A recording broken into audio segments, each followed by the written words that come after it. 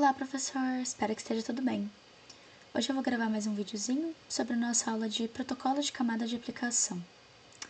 Então, para a gente começar, quando a gente está falando no contexto de rede de computadores, uma coisa que é bem utilizada aqui é a questão do termo topologia, né? Que nada mais é do que a maneira como os computadores se conectam.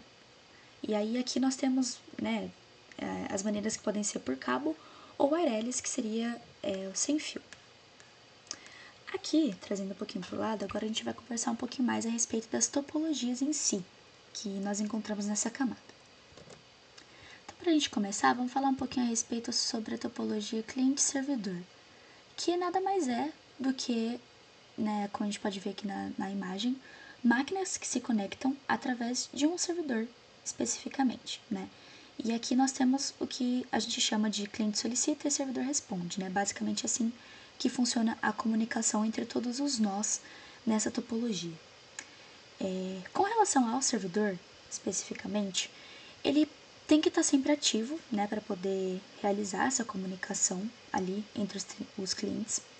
Ele tem um endereço IP fixo e fornece muitos serviços para os clientes, como páginas na web, arquivos, né, nós temos também o protocolo DNS, entre outras coisas. Já quando a gente fala a respeito do cliente, ele não necessariamente precisa estar sempre ativo, né? Diferentemente do servidor, que tem que estar sempre lá ativo para que a comunicação ocorra. O cliente não precisa, ele pode estar inativo por algum momento. Ele também não possui um endereço fixo, assim como acontece no servidor, né? Que tem o seu endereço de rede fixo ali, o cliente não tem isso.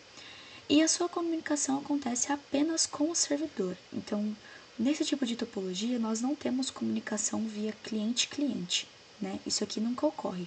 É sempre do cliente para o servidor. E aí o servidor distribui a comunicação até o outro cliente. Já na comunicação P2P, que seria a comunicação na topologia ponto a ponto, nós temos aqui onde os nós desempenham tanto o papel de cliente quanto de servidor. Isso vai depender muito do contexto em que eles estão inseridos, né?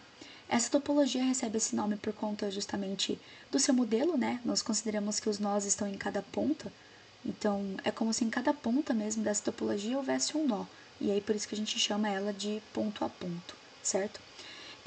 Os nós, né, as máquinas, os dispositivos, eles transferem e recebem dados sem a necessidade de ter aqui um servidor central, como ocorre, né, na topologia cliente-servidor, que a gente tinha sempre o servidor presente. No ponto a ponto, não. Essa comunicação acontece via ali, de fato, de nó para nó, né? O que acaba deixando a sua segurança meio baixa, porque já que todos os nós ficam disponíveis para troca de informações, né? Eles podem tanto transmitir quanto receber dados. Esses dados podem ser copiados, o que acaba prejudicando um pouco a segurança. E então, para finalizar, eu vou estar falando agora um pouquinho a respeito do protocolo MQTT, que é um protocolo que particularmente tenho bastante interesse em estar utilizando aí futuramente num projetinho, né, para o IFE. É um protocolo que me chama bastante atenção. Gostei de ter visto ele em aula, né? E basicamente esse protocolo ele funciona, né, com um estilo que a gente chama de publicação e assinatura. Nós temos também o broker, né, como a gente pode ver aqui na imagem.